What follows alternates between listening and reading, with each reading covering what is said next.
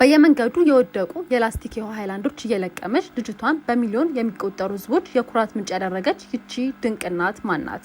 ዛሬ ማህበራዊ ሚዲያን እያነጋገረ ያለው እና የኢትዮጵያ ድርጅቶች ሁሉ ሊቀጥሯት የሚማጸኑት የታሬ ፋሚሊ እውነተኛ የጀርባ ታሪክ የብዙዎቹን እንባ አፍስሷል። ለመሆኑ ከዚህ ስኬት በስተጀርባ ምን ተደብቋል?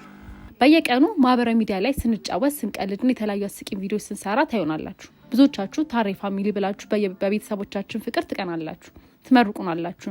ነገር ግን ዛሬ ካሜራ ፊት ለፊት የቆምኩት ልቀልድ አይደለም።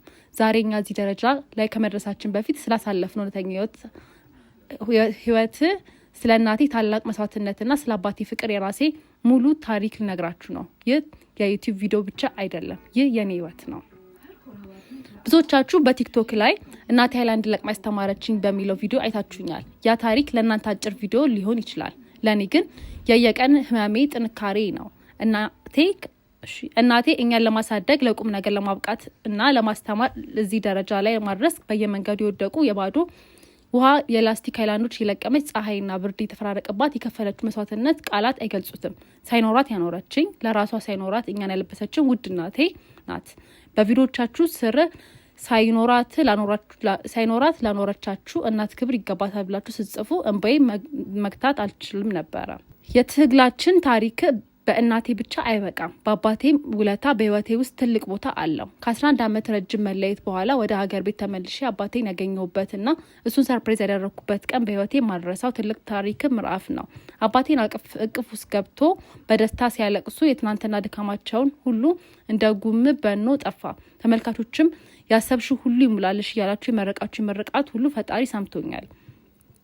ዛሬ ላይ የዩቲዩብ እና የቲክቶክ ላይ የምንሰራቸው የቤተሰብ ቪሎጎች የሳቅ ጨዋታዎችና እንደ እቃ አዝረክርኬ አያነሳውም ያሉ ቀልዶች ሁሉ ዋና አላማቸው አንድ ነው። እሱም በህይወት ዘመናችን የደከሙልን ወላጆች ማሳቅና ማስደሰት፣ ለነሱ የምናደርገውን እያንዳንዱ ሰርፕራይዝ ለትናንትና ስቃያቸው እንዲረሱ ስለምንፈልግ ነው። ከተከታዮቻችን ጋር ለመጫወት የምናደርጋቸው የሞባይል ካርድ ሽልማቶችን ውድድሮች የእናንተን ፍቅር ለመመለስ የምናደርገው ትንሹ ጥረት ነው። ታሪካችን የሚያስተምረው ነገር ቢኖር በዛሬ ጨለማ የነገ ብርሃን መሸፈኛ መሆኑን ነው። የእናቴ ጸሎት፣ የአባቴ ምርቃት ዛሬ ላይ ለደረስኩበት ስኬት ትልቁ መሰረቴ ነው። እናንተም ወላጆቻችሁ በህይወት እያሉ ማክበር፣ ማስደሰት እንዳትረሱ።